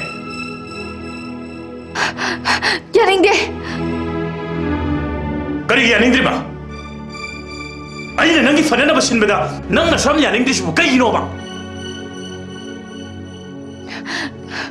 ꯑꯩ ꯔꯥꯖꯀ ꯅꯠꯇꯅ ꯑꯇꯣꯞꯄ ꯅꯨꯄꯥꯒ ꯂꯨꯍꯣꯡꯕ ꯁꯨꯡꯉꯝ ꯉꯝꯃꯣꯏ ꯍꯥꯏꯁꯤꯅꯦ ꯑꯩꯕꯨ ꯅꯝꯗꯅ ꯂꯨꯍꯣꯡꯕ ꯇꯥꯔꯕꯁꯨ ꯑꯩ ꯁꯨꯁꯥꯏꯗ ꯇꯧꯅꯤ ꯍꯥꯏꯁꯤꯅꯦ ꯀꯔꯤ ꯁꯨꯁꯥꯏꯗ ꯀꯥꯏꯅ ꯑꯩꯅ ꯅꯪꯒꯤ ꯐꯅꯅꯕ ꯁꯤꯟꯕꯗ ꯅꯪꯅ ꯁꯝꯅ ꯅꯪꯒ ꯀꯜꯂꯤꯁꯤꯕꯨ ꯀꯩꯒꯤꯅꯣ ꯗꯗꯥꯅ ꯑꯩ ꯁꯤꯈ꯭ꯔꯦꯅ ꯂꯧꯕꯤꯌꯣ ꯑꯩ ꯌꯨꯝꯁꯦ ꯊꯥꯗꯣꯛꯇꯨꯅ ꯆꯠꯈꯤꯅꯤ ꯍꯦ ꯅꯪꯅ ꯌꯨꯝꯁꯦ ꯊꯥꯗꯣꯛꯄ ꯇꯥꯔꯕꯁꯨ ꯂꯨꯍꯣꯡꯕ ꯃꯇꯨꯡ ꯊꯥꯗꯣꯛꯀꯗꯕ ꯈꯪꯕ꯭ꯔꯥ ꯕꯕꯥꯒ ꯏꯃꯥꯒꯅ ꯂꯩꯈꯤꯗ꯭ꯔ ꯃꯇꯨꯡꯗ ꯗꯗꯥꯒ ꯏꯅꯝꯃꯒꯅ ꯅꯁꯥ ꯁꯛꯅ ꯌꯣꯛꯄꯗꯣ ꯍꯧꯖꯤꯛꯇꯤ ꯑꯩ ꯆꯥꯎꯔꯦ ꯒ꯭ꯌꯥꯟ ꯇꯥꯔꯦ ꯏꯁꯥꯒꯤ ꯑꯐꯕꯗ ꯈꯟꯖꯕ ꯉꯝꯃꯦ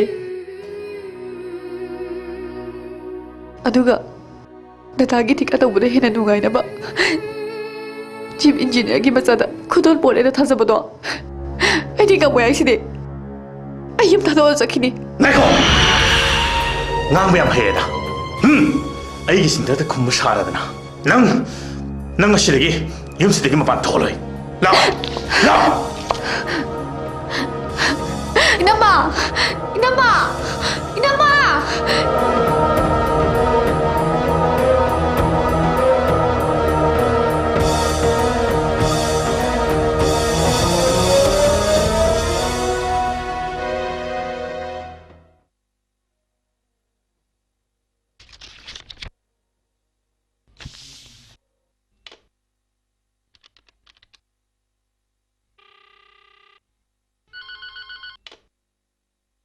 हेलो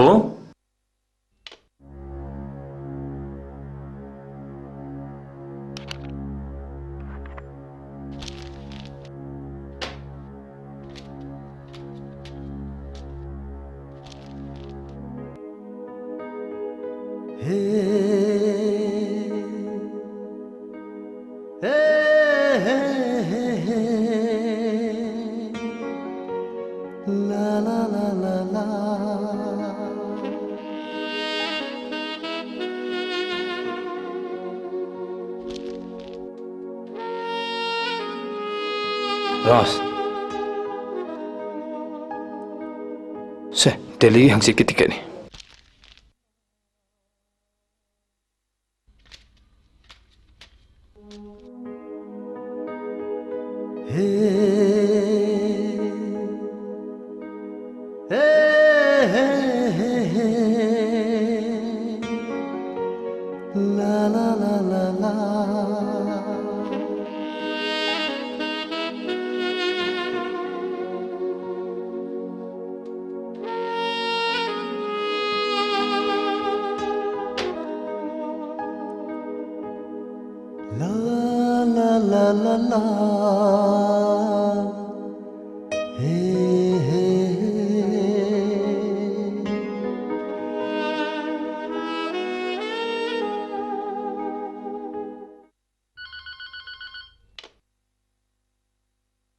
हेलो दादा ऐ राज ने रानी लेब्रो ऐ खंगे इबुंगो रानी दी माई कादगी हिंदोंद्रे ने दादा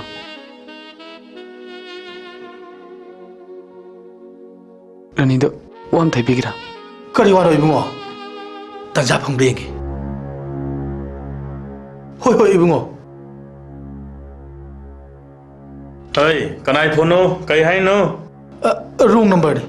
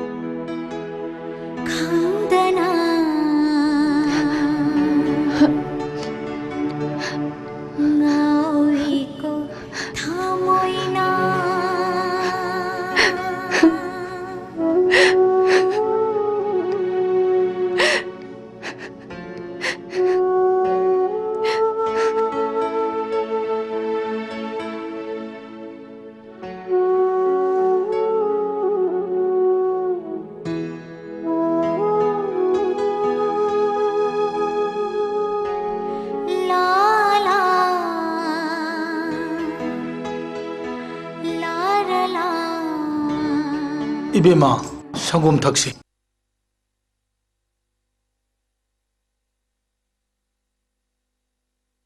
이베마 낭디 ngarangsu chakmorum ta sadi nasado yam solani she sangom thakchalo Tasuro wa kita hage ba kari hage bema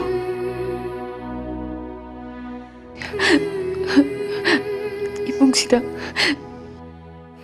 aina haibada yagadaba kanapsu laite Tasrubna ai buna chalmangni khalabadi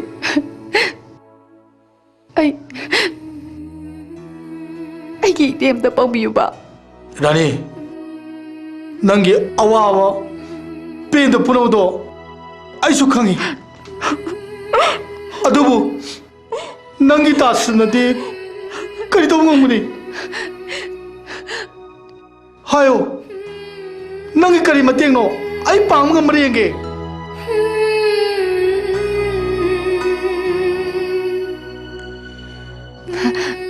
Tasru ai ras ke amuna ninge ai magam tu na lo nangna namita na pithaw khairaga aina ke dobu yaro doribno ai nangi na teng soidro ki pangani maduda nangi tamona yumasigi tantobasu tantok chakasno ai nangi na teng soidro ki pangani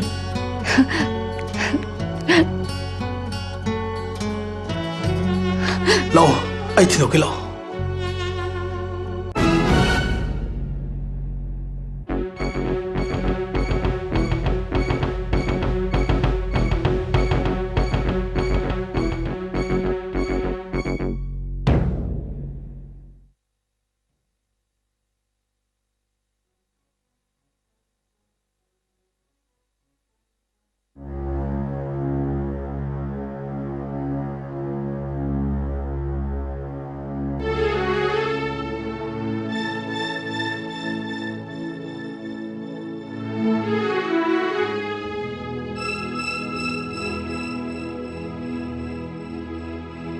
Kapkano nangi thamoi inamana khange aishu asukoi bese ning bakar be magu lelak libane ai gumna nangshu ning bakar be ma ohening de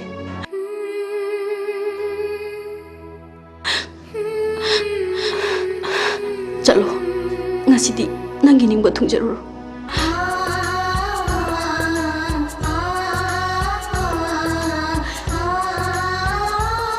Nama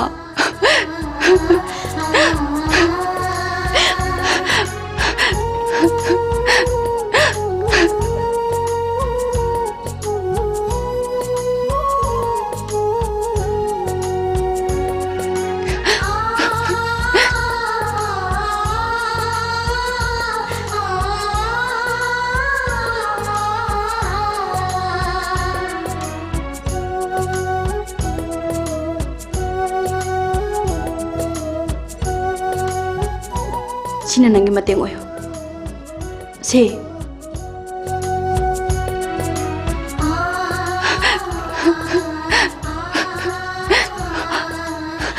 Kap kano. Hauji kapagi matam nate. Lao. Tasuru akhoi rani se asai bukta gari ma wairaga thinbiyo. चल सिला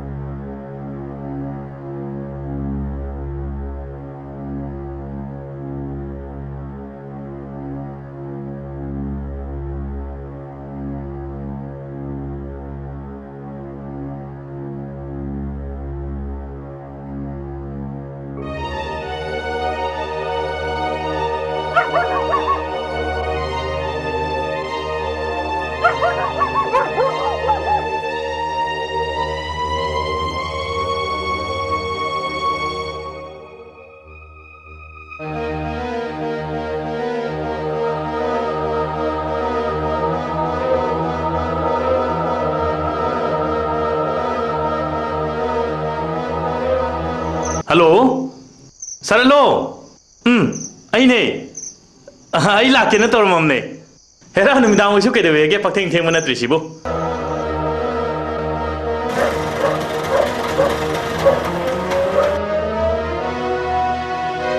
आई तरे नंगनब लागे फरे फरे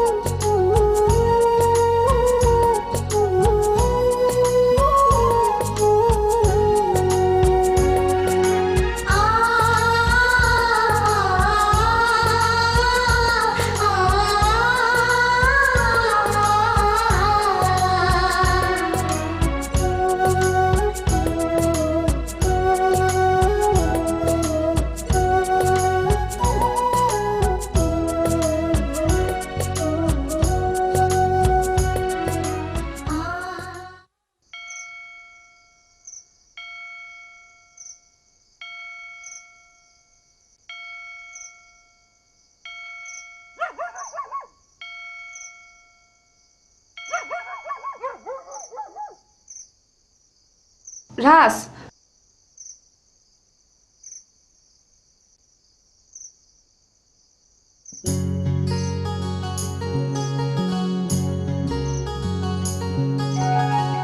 इमा आई रानी ने रास बु लेतब्रो लेते आई राज की ममा ने करी हाइगदबनो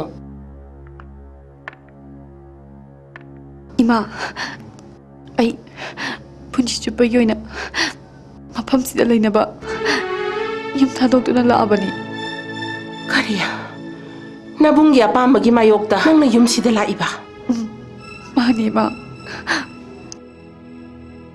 आई बु लोक्सबियो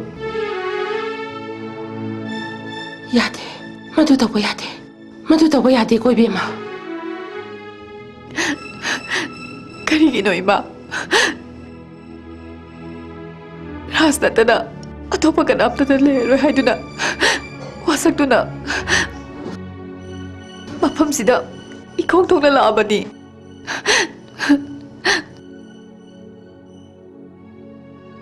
अदुबु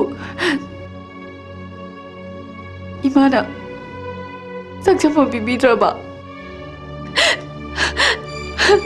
रानी आई लुखराबिनी आई दी इसा सिगी आसाद हिंगलिबने हौजिक अमुक नबुंगी खुदोंग थीबदुदा नंगलबदी इमा करी ओयौमी आई की हारिसिने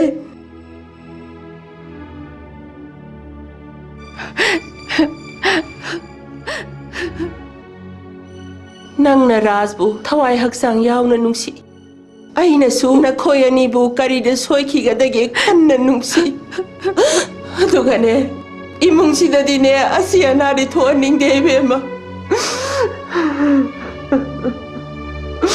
रानी अइन हारिबसिनी नंग नबुंगी अनिंगबा थुंगलो नबुंगना हाइबा इलो आई खुरुमदुना आइजरी इमा हौनदे इमा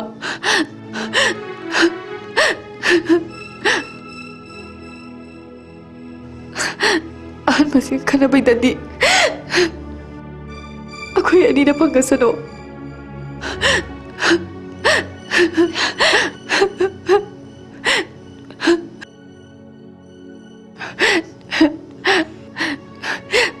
फरे इमा आई चलोगे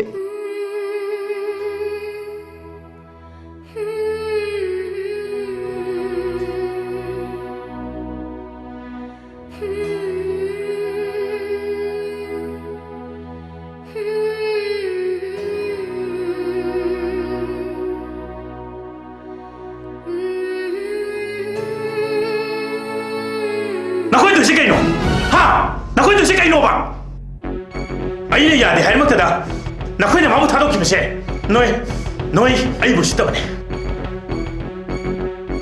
मसे आई बुसितबने आई बुई कायबा पीबने मानसु अइना हायबके मायोक्ता मफमदुला चटखिबसे मसिगी फत्तबा फल खुदेमक मा मसाना पुगदबने अइने यादे हायबे मुंदुगा नखोइना सोयामना संग ओइनिंगे सबु कइगिनो हा अदुनो ओरंगमनिने नखोइ म्यामना मानरगा माबु थादोखरिजे आई हौजिमक माबु थीबा चटकने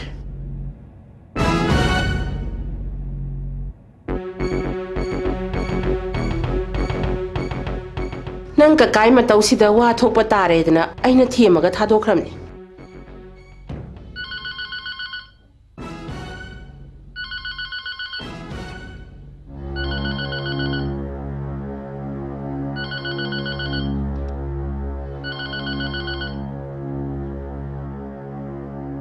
हेलो राज आई बिनीतानी रानी सिदा लई मादी नंगोंद येनिंद्रबनी मा पोइना फादुना थंबनी कहीं माइदुबो रानी बालो यारोय आइना फोन तौ हाबनी मा यारकते आइना लोना तौरइनी नंग मा उननिंगदी अखोदे याम थना लाओ नंग लाक्ट्रि फौ मा nga हेलमगी आई लाके थमगे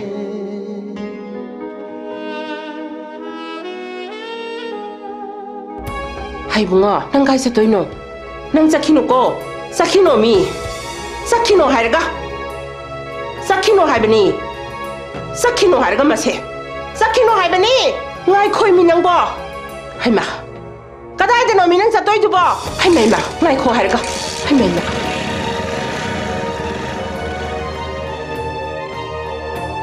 hello mane na dai mane akhoi amar dong ta pa hello leiti ba ras changuno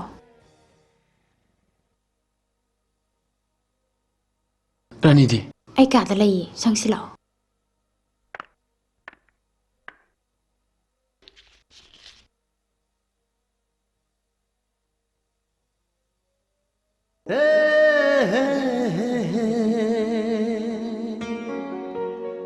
la la la la la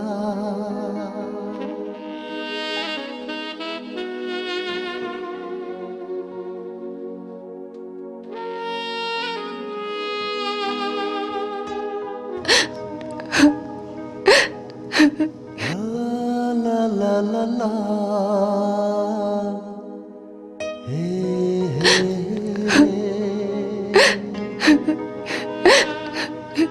रानी आई गुना लान खलबा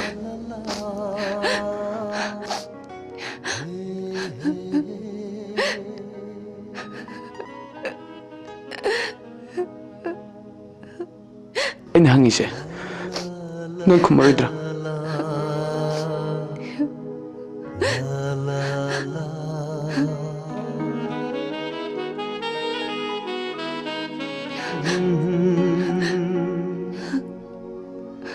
La la la la la. Rani, kaidauragi? Khummo.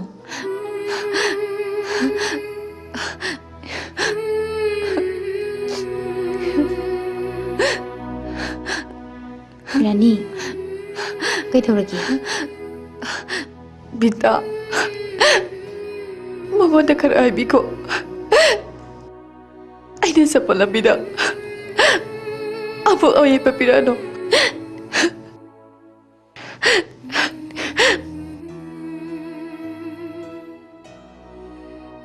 Changchapam may traba. Ay patugdi.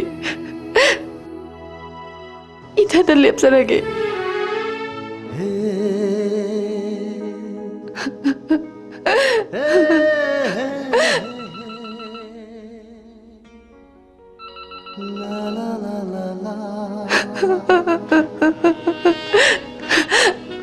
Kaya nang haydo.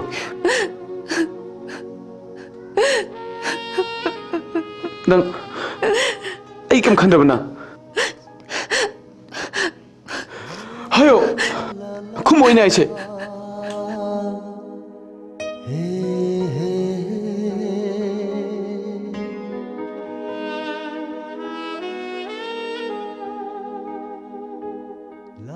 Rani, ay namu nusi. Ay namu thadok pangamoy.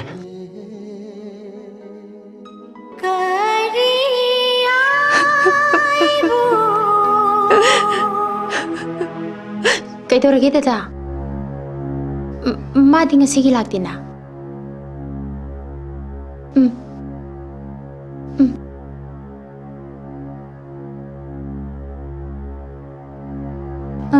Ay pira kita.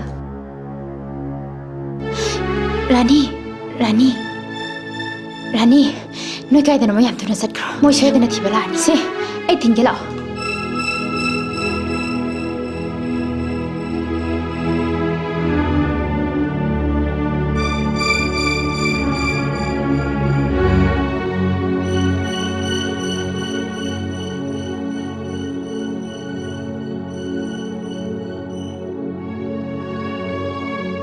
Nahan nong masu dayal doi khoi sida laami. Rajna Rani gi wakhal thadok taba taraga di khudong thiba nangani hairami.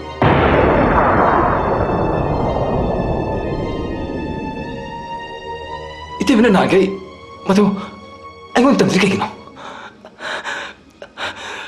Losan dula thamai maram kai kino ba. Ai nagai aku rasdam saromane. Adu ngasidi. Dayal bu mai tibe pame.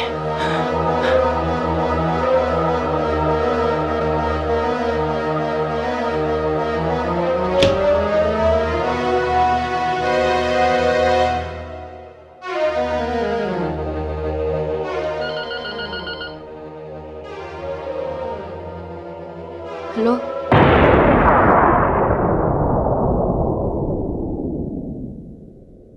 Hello? Ay Amar ne. Raj ke uncle.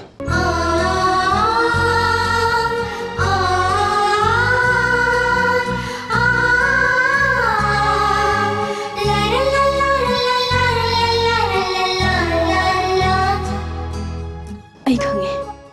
Nang khangi du karino? Aise nangi matam amagi sunitane.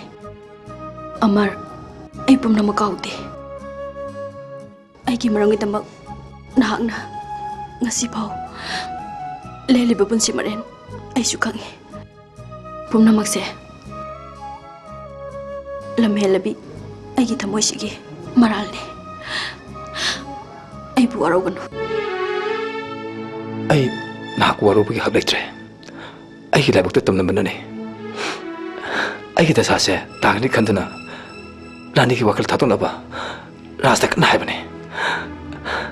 Kasi ini panggil bawa se. Rasa di panganing deh. Mabani ki nungsin na bagi mari ay taseng niyang bangam de.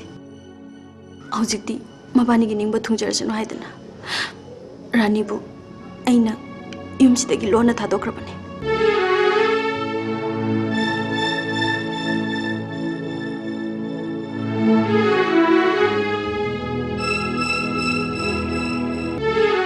Kariya, Ras karani ka ba? Siminani na sat kreba. Kadum sakiki, nang bukang obra. Singdada.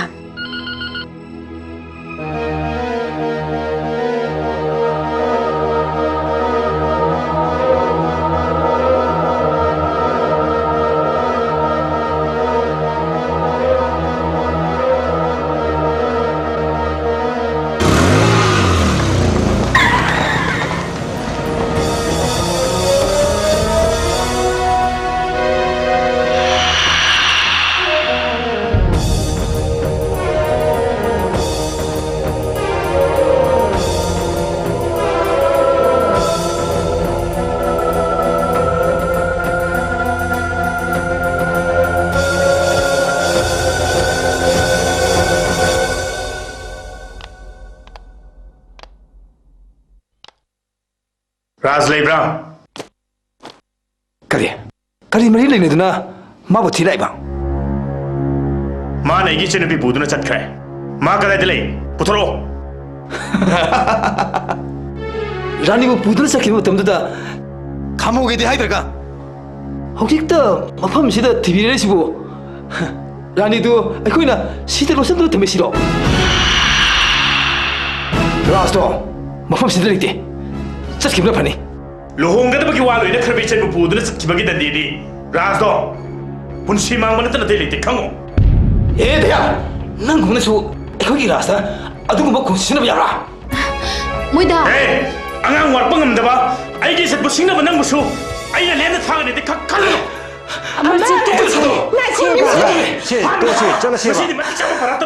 मोइदा राजकरानी गदो सिमिनानी न चखरे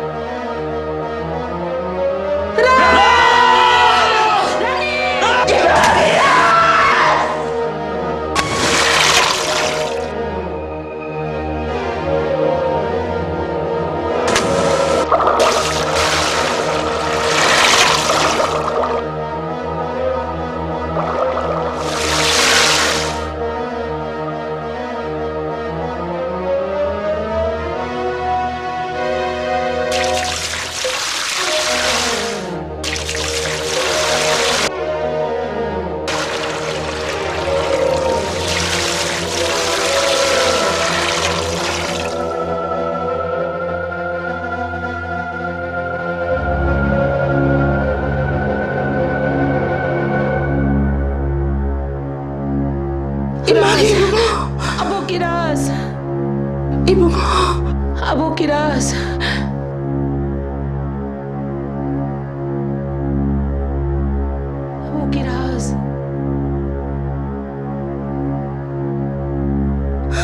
अबोकिराज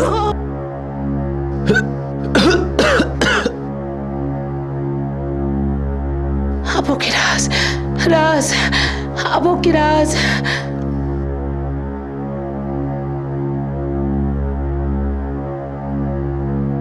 अबोकिराज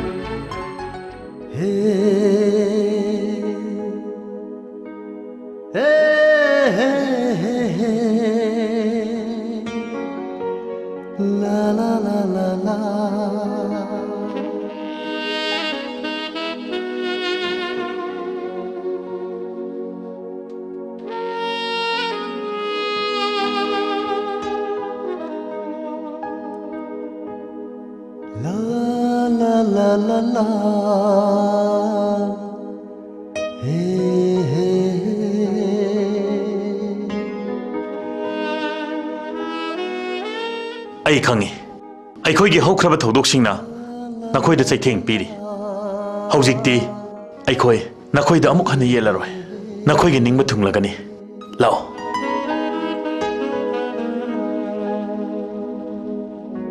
La la la la la la la la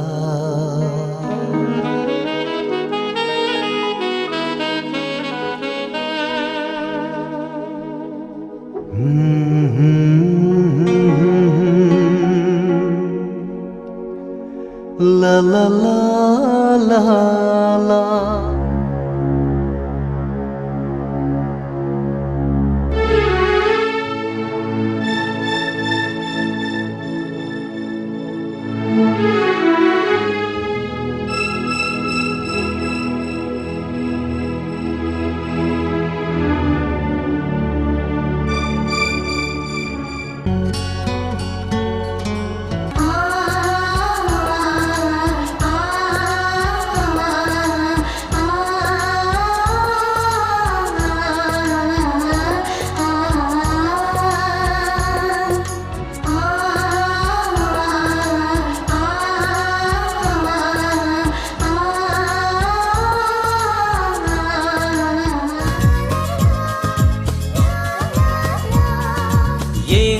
Makhaina ngonda pende aidi shu pende kari gumba ibani micha naravadi kari gumba ibani micha naravadi aigi thamoina haraujai